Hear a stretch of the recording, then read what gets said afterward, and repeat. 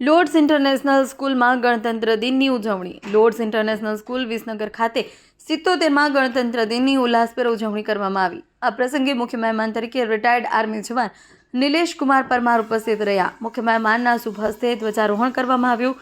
વિવિધ સાંસ્કૃતિક તથા દેશપ્રેમના પ્રતીક એવા કાર્યક્રમો કરવામાં આવ્યા. નાટક દ્વારા સ્વચ્છતાનું મહત્વ સમજાવવામાં આવ્યું. આ પ્રસંગે વિવિધ પ્રતિયોગિતામાં અવ્વલ આવનાર વિદ્યાર્થીઓને ટ્રોફી આપવામાં આવી.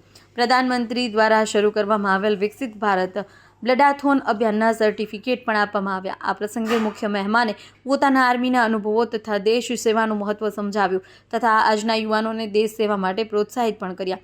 ડાયરેક્ટર મિતેશ શાહ તથા પ્રિન્સિપાલ નીપા મેડમ દ્વારા દેશ સેવા માટે દેશનું ઉજ્જવળ ભવિષ્ય એવા વિદ્યાર્થીઓને ઉત્સાહિત કરવામાં આવ્યા.